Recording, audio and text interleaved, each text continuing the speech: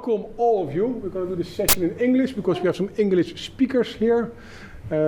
Please also feel free to ask your question in Dutch if that would help you.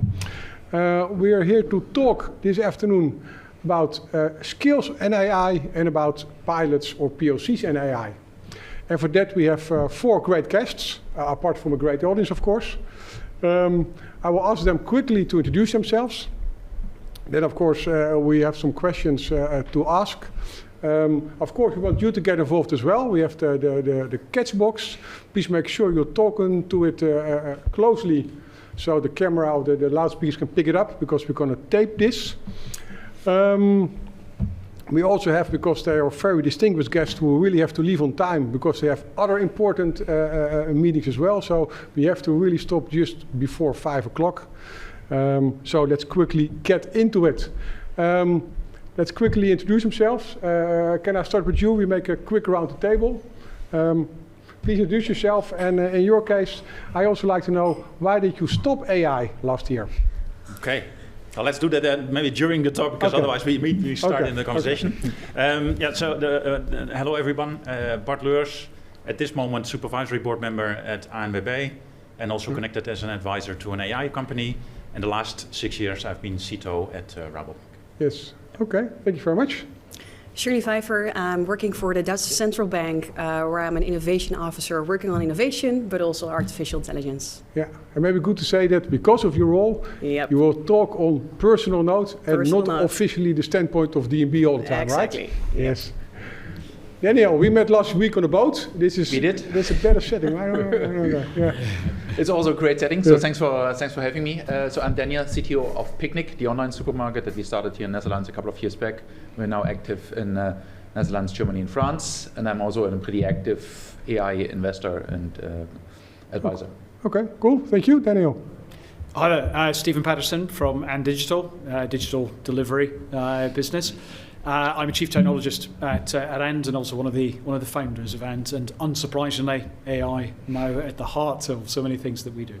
Yeah, and maybe I ask you the question. We're going to talk about the right use of use cases, but we're also going to talk about the skills that are needed in AI. And you're delivering teams towards companies, amongst other things. What do you think as the essential skills and expertise needed to deliver AI? I mean, it's a big question, I think, to get us started with, and it suits our sort of business and the experience we have because we love working with clients, building together and equipping clients as well at the same time. So, and I think part of that skills challenge, I think when Gen AI in particular, if I focus on that for the moment, AI, that's a slightly bigger perhaps topic as well, 18 months, 24 months since Gen AI really sort of exploded onto the scene, I think there was a lot of mystery. There was a lot of perhaps behind the curtain type of experience that unless you had a specific set of skills, that you just couldn't partake in that or contribute in a way in which was really meaningful. I think the last 24 months has kind of exploded some of those myths and actually has enabled a lot of teams through standard ways of working and operating. If you're a great data engineer or you're a great software engineer, or indeed if you're a great product manager, to be able to use a lot of the tools that big tech have really been delivering, whether that's through OpenAI or others. And in our experience, particularly around prompt, being able to be a great prompt, not just engineer, but great at prompting and reusing a lot of those tools. There are so many things that you're able to do that drive value without actually having to build and configure things or integrate specifically with data. I'll come back onto why it does make sense to integrate specifically with your data a bit later. But for me, I think a lot of the mystique has and some of the barriers to entry have perhaps been broken down a lot over the lifetime that is 24 months of Gen AI. Okay. And with Picnic, what are the skills you're looking at to work really with AI? Are there new skills or are they kind of just evolved current skills? So in general, this is a space that is evolving so fast, so that everybody needs to look basically for talent that can develop and evolve further. Because none of the kind of the skills that skill sets that we are looking for now will be exactly the sweet spot, what we need in a year, 2 years, 3 years time.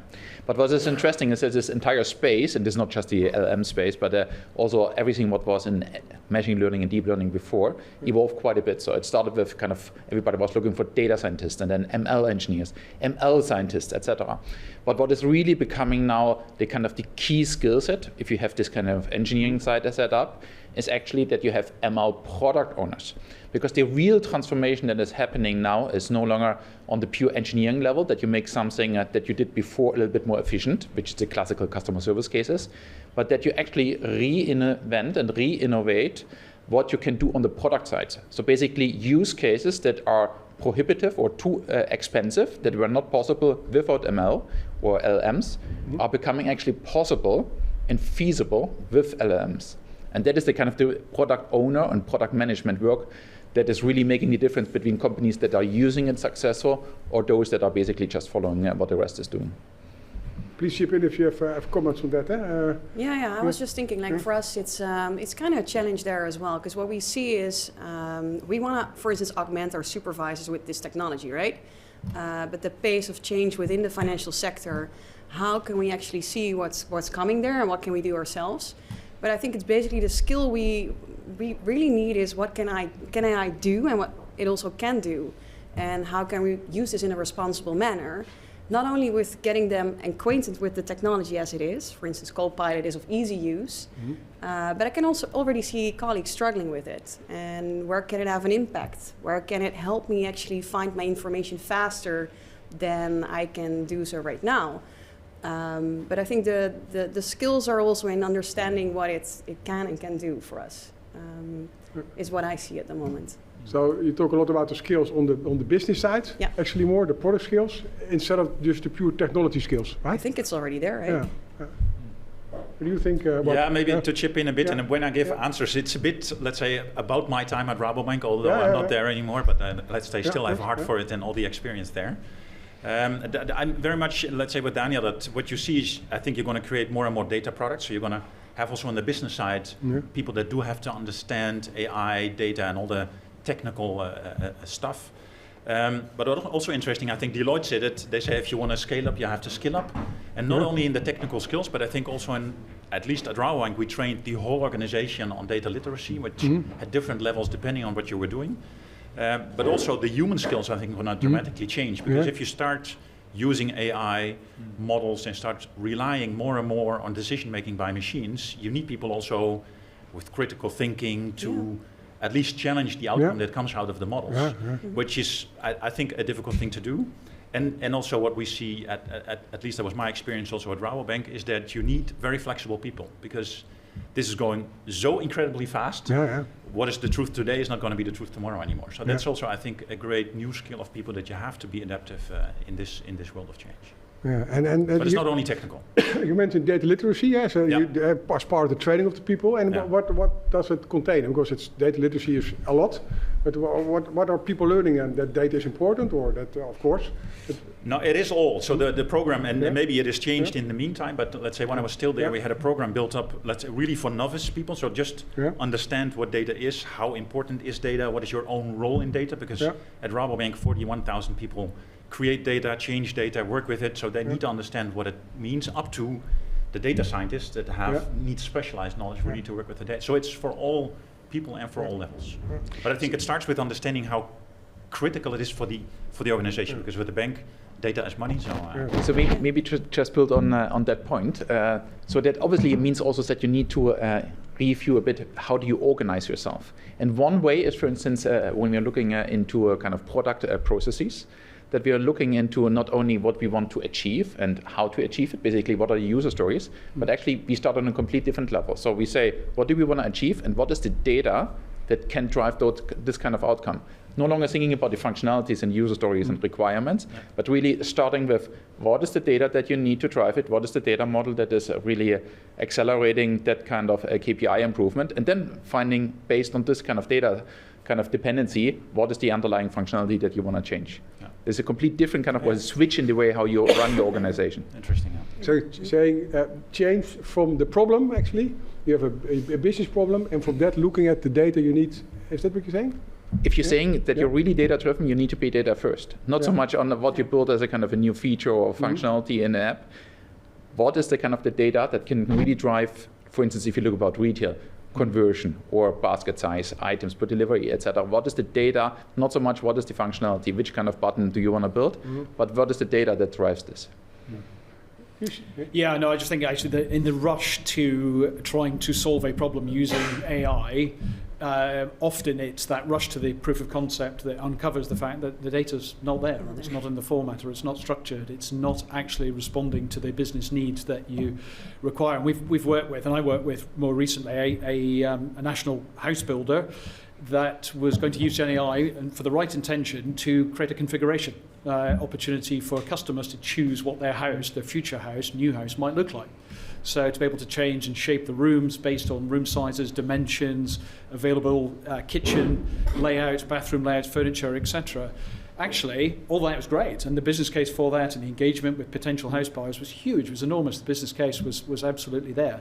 The data wasn't. The dimensions were wrong, the actual house configuration and layouts were wrong, the pricing for the actual items were wrong. So actually it was addressing the wrong type of challenge way too quickly in the process. And actually that's part of the challenge and the opportunity right up front as part of the use case, not just the business case, but the actual reality of is the data ready? Is it in the structure? Is it in the way that you absolutely require it to be, so that you can go beyond that interesting, getting everybody excited through a proof of concept process? So you mean the foundation should be right, part of the data foundation, before you can actually make a use case, right? Yeah. But I think it's also, if I may add there, some sort of innovation journey that you always do, right? Because there is once a problem that you're starting to work with. You're often looking at, can we use AI here as maybe the problem solver? At the same time, it might also be that you change off topic, because indeed, I think we have the same thing here. Of course, we're working with a lot of confidential data. We cannot always use the data. It's also, there is public data sources available that we might want to use. But does it really fit the problem that we have? And often what I see with proof of concepts that we're doing or pilots is that we might pivot during this innovation process as well. And we were just earlier talking about skills. I think you really need creative people as well in your organization to find the right data for the right problems you have. It's a creative process there. It's the way I see it. An interesting reality here is that obviously we are all building now additionally some ML prototypes, some ML kind of products, but I can't see, even if you're pretty advanced, that you will have only a kind of ML product in your organization. Because in essence, the kind of explainability and traceability of results is to some extent gone.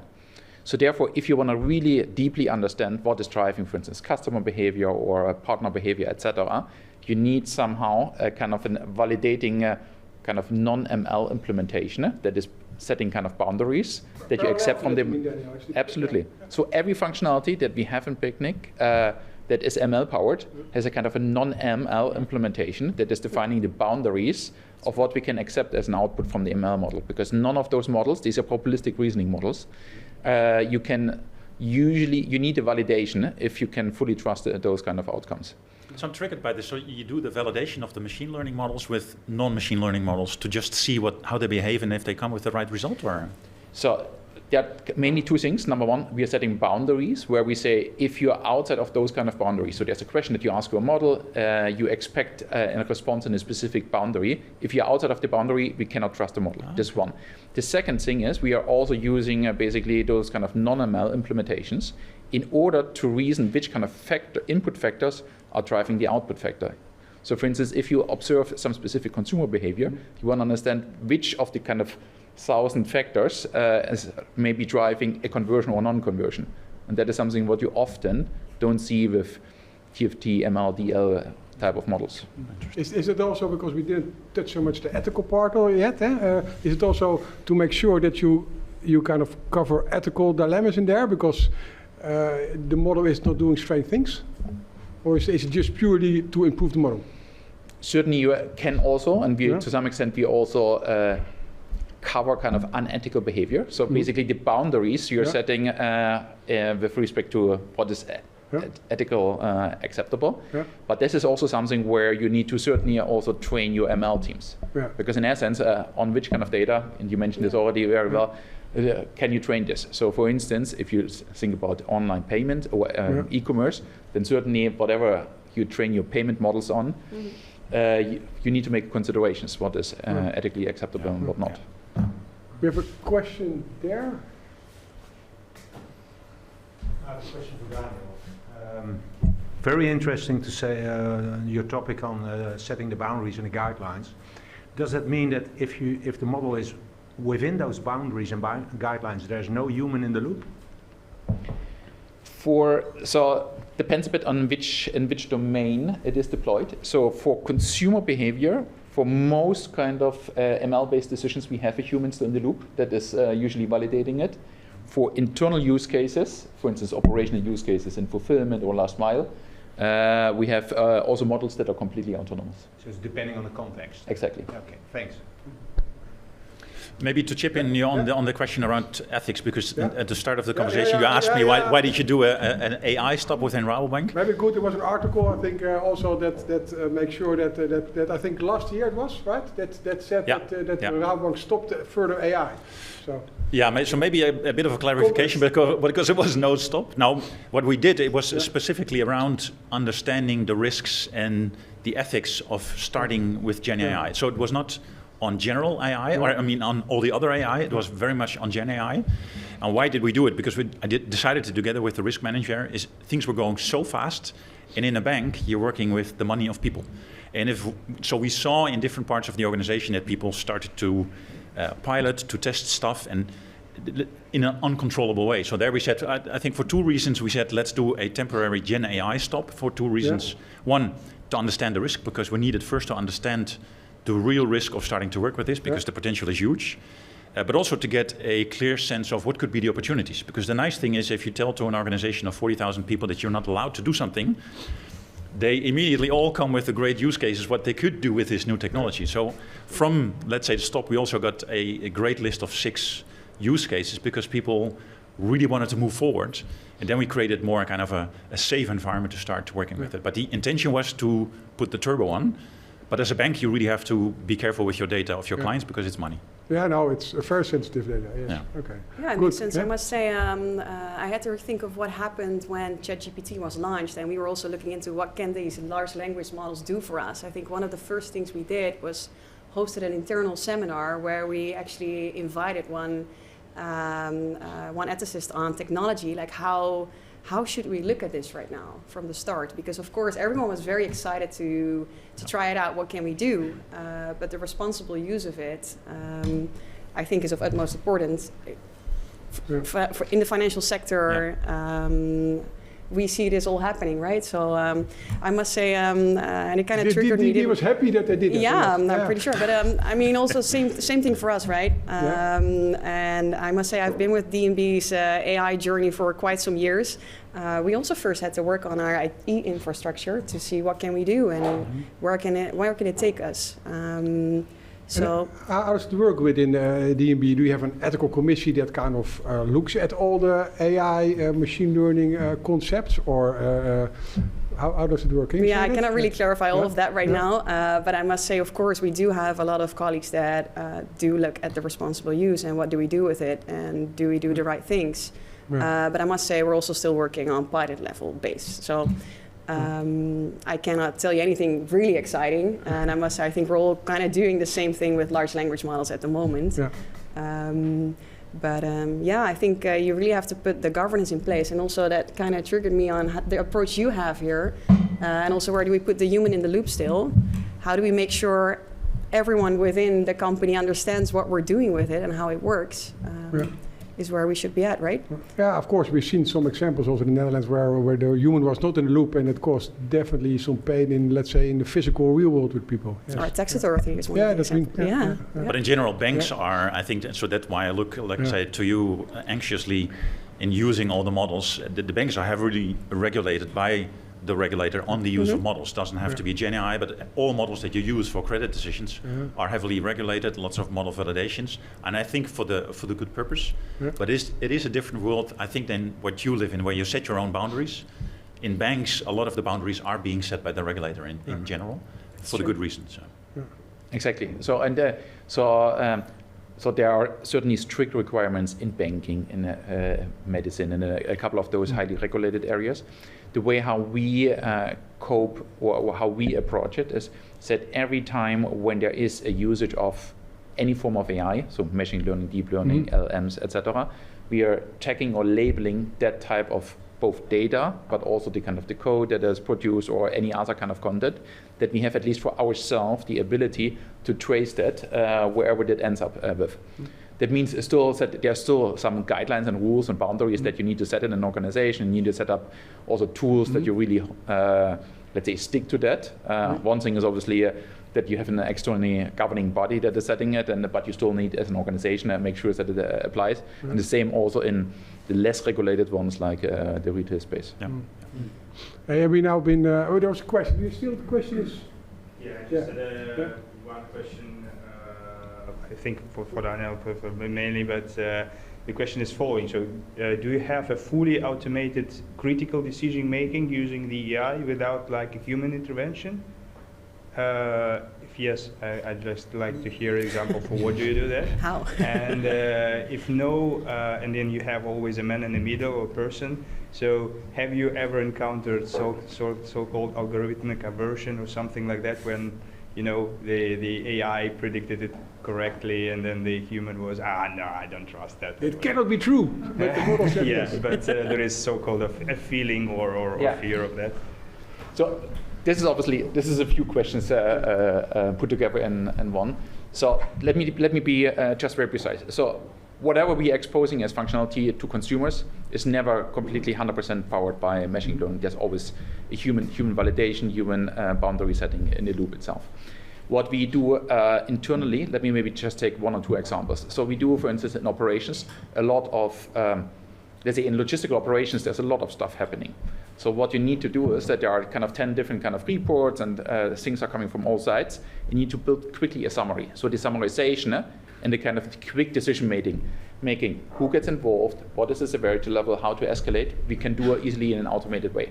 And there we are usually getting a little bit more on the overestimating of an incident or of a case site. And then we basically downscale if the automatic estimation was that the impact is higher than in reality it is.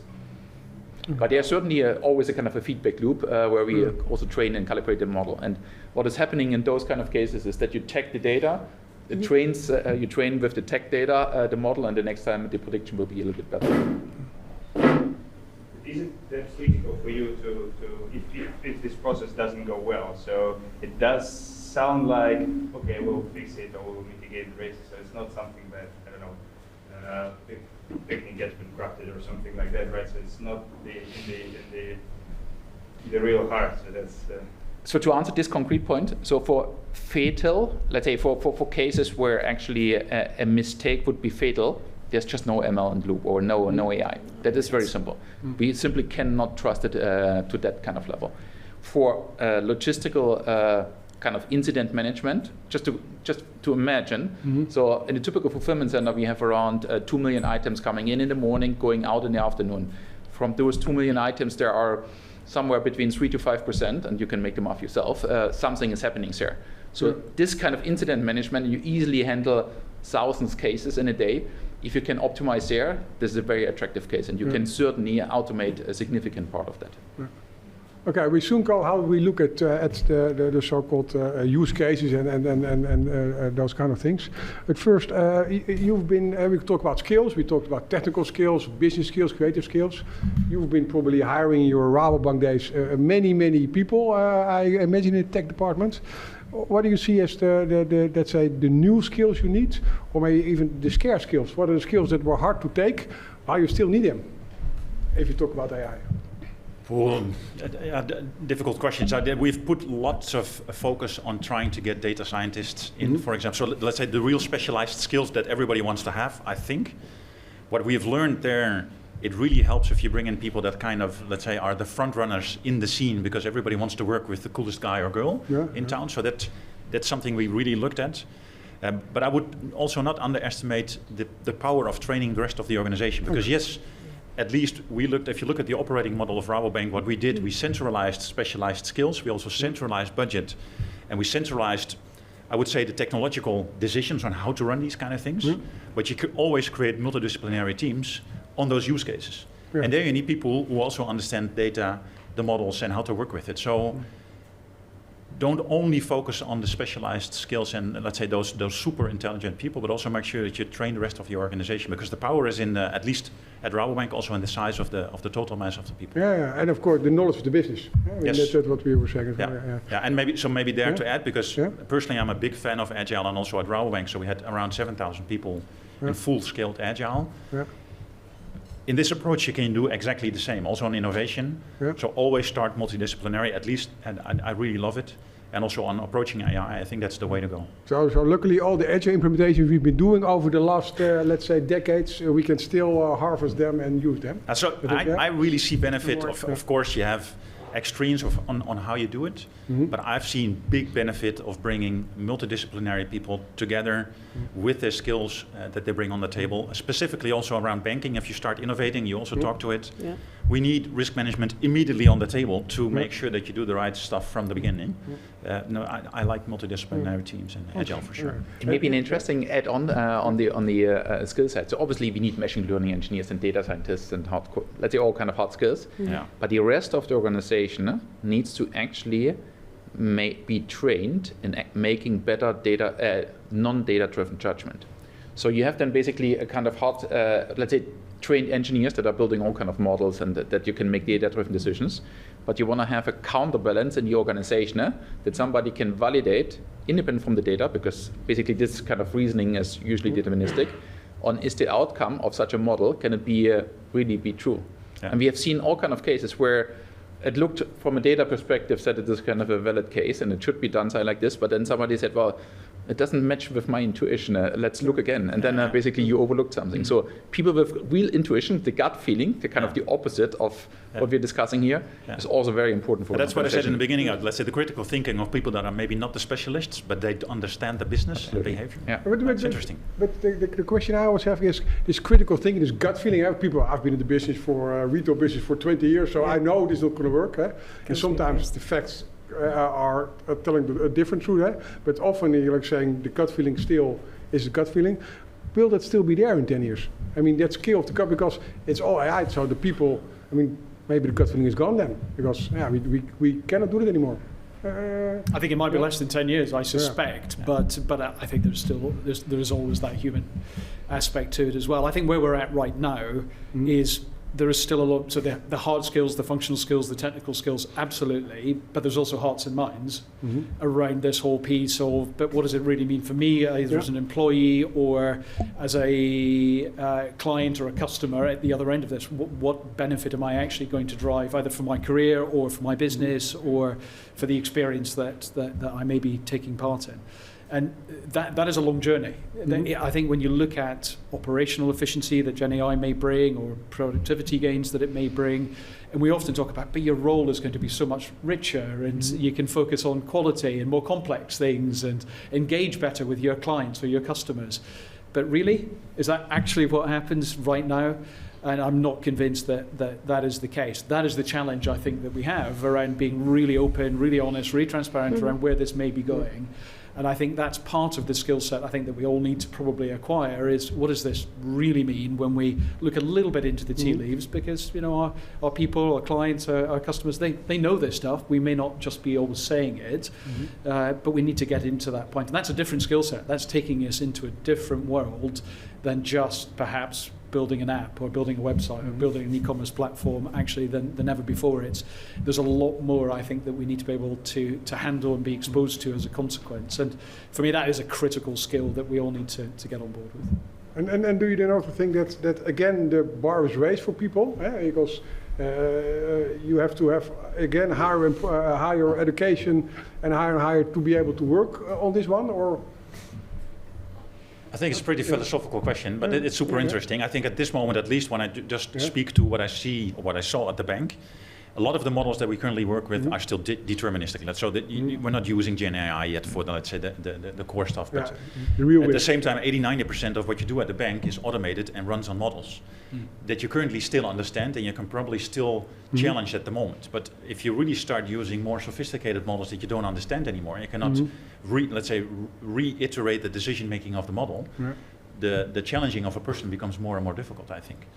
So if this really goes fast, who is then going to control models? On one of my trips to India, I got a presentation by a company, and that showed that in your governance, it's not people that are going to check models anymore, but intelligent agents are going to control other intelligent agents. So then where does it stop in the end?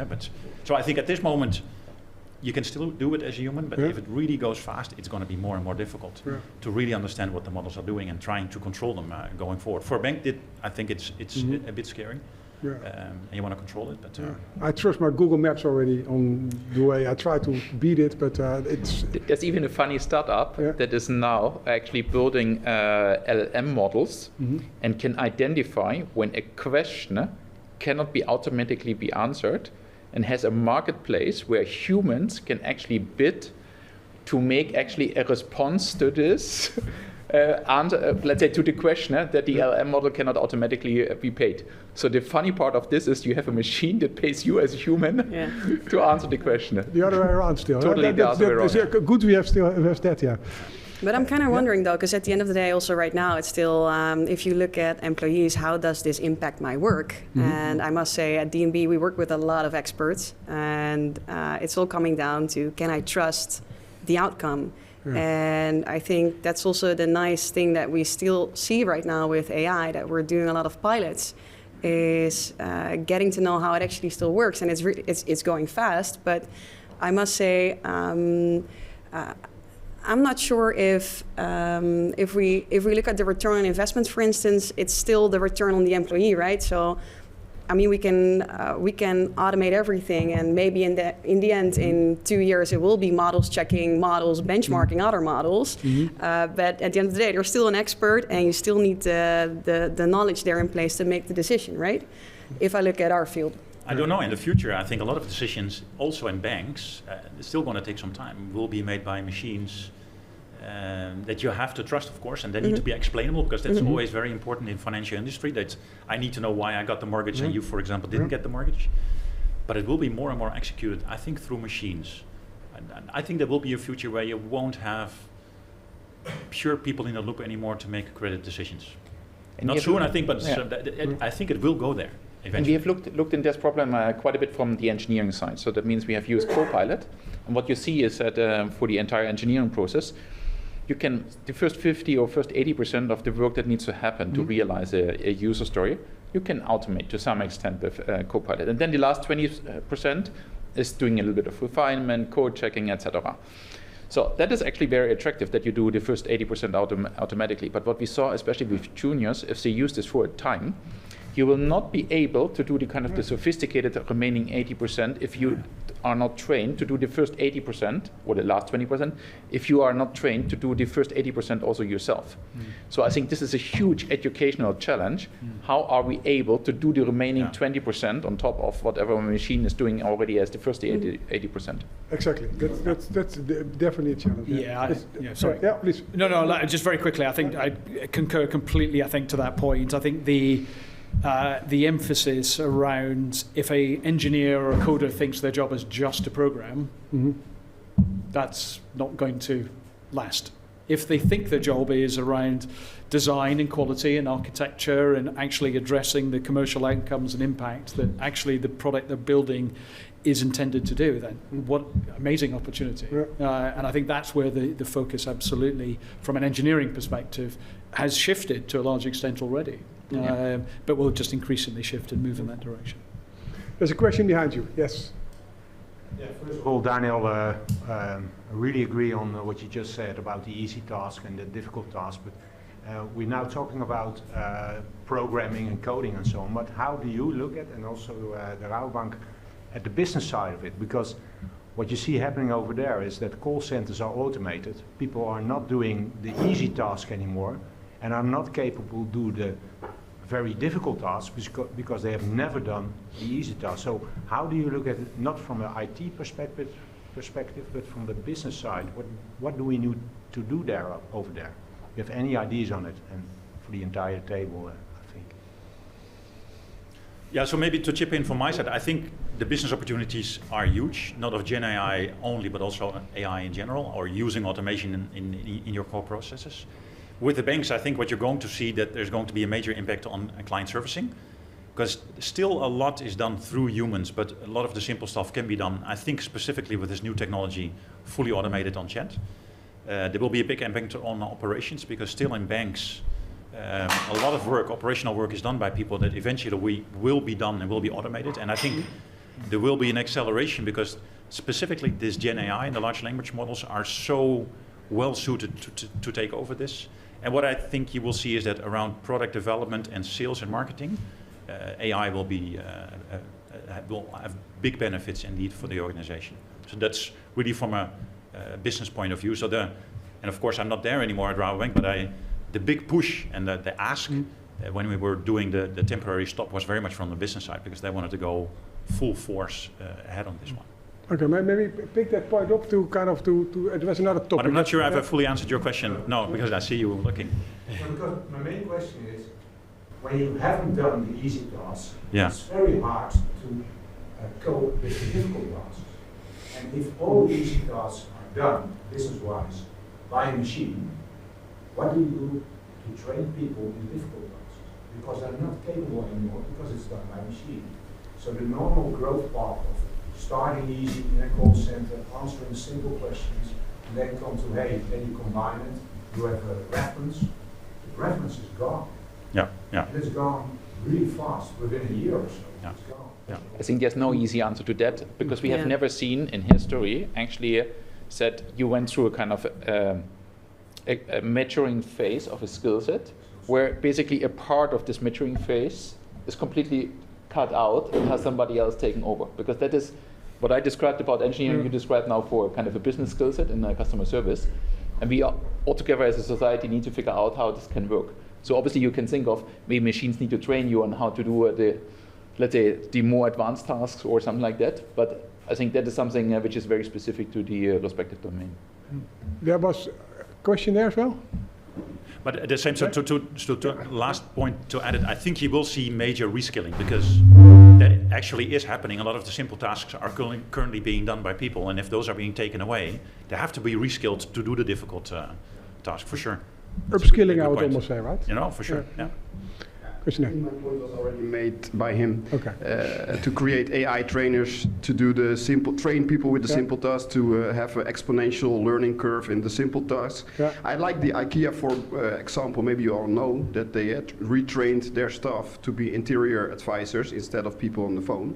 So that's actually a quite nice example how they reskilled their people. Yeah. Of course, they were experienced people dealing with people on the phone. Yeah. But I think if we could have this AI trainer, and I think in a couple of months, years maybe, you can even design a nice movie. So you just have your popcorn, you get trained by your AI trainer at home watching this nice movie, and then you go do the difficult stuff at work. Now, I think we saw a McKinsey report came out this week, I think, where they kind of really said there was going to be a big problem in the Netherlands around, and also a challenge to our economy because of lack of staff, actually.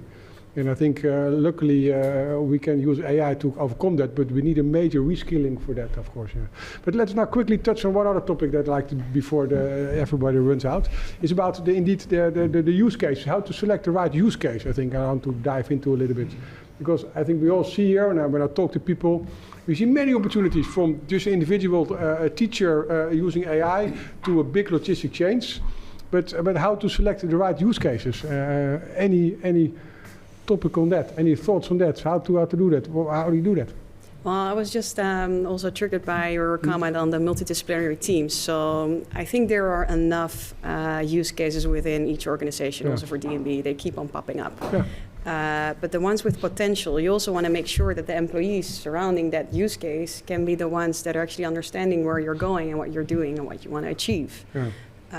I think from The fact that is there data, yes or no, that's of course where you start. That is, for me, the enabler to make a use case work. But I'm not sure if you agree with me there. Yeah, and so in the preparation of this of the talk, let's say I was a bit surprised about the question because I don't think the challenge is in finding use cases. No, it's selecting use cases. There are plenty, There are too many actually. Even selecting, I think it is more the moment, and because you can also do a lot of experiments, you can do a lot of pilots in a controlled environment. I think the key moment is how do you scale?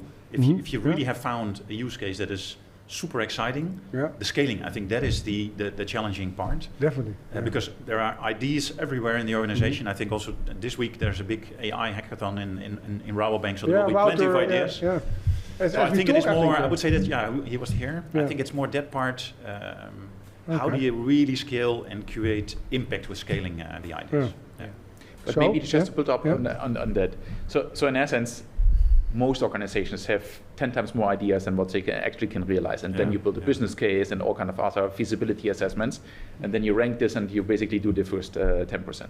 So that you can obviously also do around AI topics. I think what is probably an additional kind of consideration here is there is a significant aspect of people and organizations. So is the organization ready in order to adapt to this kind of ML supported, ML advised, ML consulted type of way of working around this kind of business function? And that is, I think, a real new dimension compared to all the other business cases where you want to run a project and you just looked into, well, is the revenue interesting? Is the cost acceptable? And do you have the people to realize it?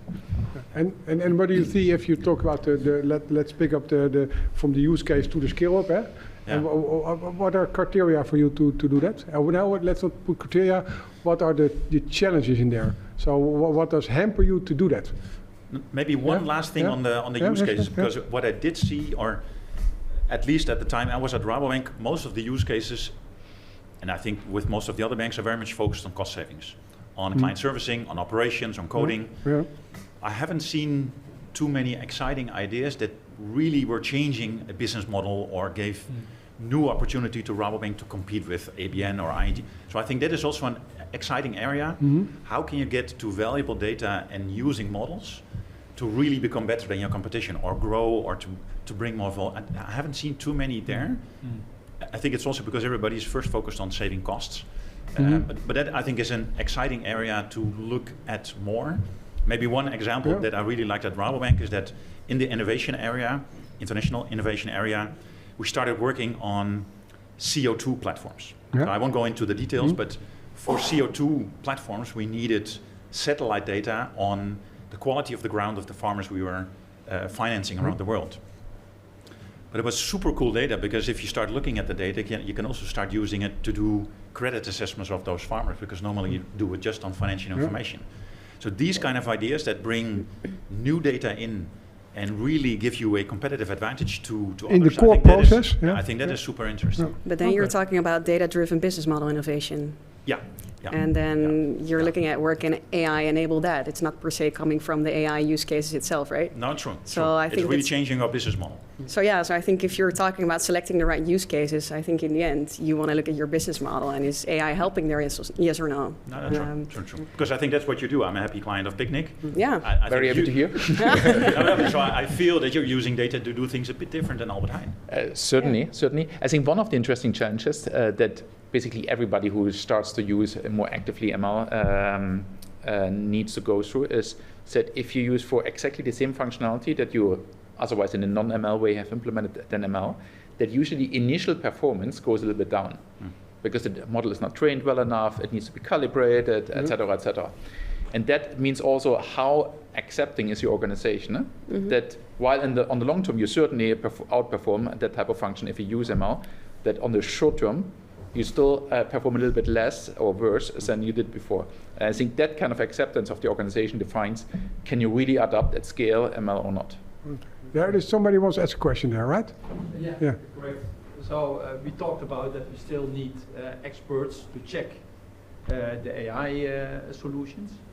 But what would be the motivation for the young generation, but also the existing employees to spend hundreds and thousands of hours in the profession to really know the details? And I think we also need to answer that question, because else we get a very superficial society. All influencers. We get only influencers anymore. Yeah. And not be able to control the AI model. So what would be the answer on that? Why would I spend thousands of hours in a profession to learn all the details, and I know that maybe in a few years AI will have better solutions to that. It's a very interesting one and a very hard one to answer, I think. I'm also thinking on the new generation who is actually looking into micro-learnings, right? So are they going to be the ones studying forever, or are they going to be the fast ones learning in this pace? I think the way AI and the way it is actually developing also makes it that they might want to, they're already used to like learning faster. So maybe if we're talking about creating different skill sets, maybe it is a very good fit because their function will change over time faster than we think. So I'm not sure if now that I'm thinking about it, is this going to be our challenge, or is it already there that the new generation is learning faster automatically? Well, the way the professions are changing. We see in higher education that people want to start learning iterative as well. They want to learn for a year, then work for a couple of years, then learn again, then work, because they think, I can spend 4 or 5 years learning, but then the world has probably changed completely since I started learning, especially now. It's a very fundamental question, I think. But personally, I made the decision to leave Rabobank because I see so many opportunities in working with AI. But I think you can also look at it differently, because yes, some jobs I think will become taken over by AI, but I think lots of jobs will or could become interesting if you start using AI in a job that you're doing. And that's, I think you will see lots of professions where you can start using AI to get better yourself instead of that you're going to be replaced by AI. But definitely some jobs will disappear. It will happen. It's augmenting. And I think this is really the key point, because it's not artificial intelligence that completely replaces some work, but it's augmented intelligence, which allows you to basically co-work on a specific item. I have one last question, because it's, like we said, it's going to be 5 o'clock before we know it. Yes. Well, I'd like to react on this point, because I think it's also the other way around. I'm working with a company which was founded in 1882, and aren't we holding back this generation with all the people who are working with this organization? And then how do we organize the maturity in the organization to make it happen, to make machine learning models happen? We selected and we created a machine learning model for risk-based quality management. And it took us 3 years to get it into the operations itself. And it was just by the holding back of the organization itself. So I really want to know how did you or your organization take care of that? Because I think that Picnic is quite a young organization with a lot of tech people. But how did that work with Rabobank, for instance?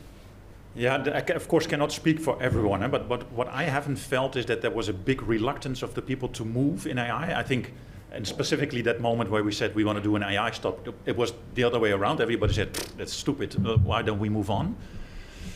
But I'm also realistic that there will probably be people in the organization that say, but I'm not able to move ahead anymore with all this new technology. Difficult, I think, but I would always take the approach, as I said, try to augment yourself by using the technology, because it's also not super difficult. It's probably one of the most accessible technologies that have come, let's say, to people of the last decades. So I would embrace it. That's what I would do. Compared to becoming a C# coder, it's quite easy to become a prompt engineer. Yes. Good, it's 5 o'clock. I'd like to thank Shirley, Daniel, Bart, and Stephen very much. Give them a big hand of applause, please.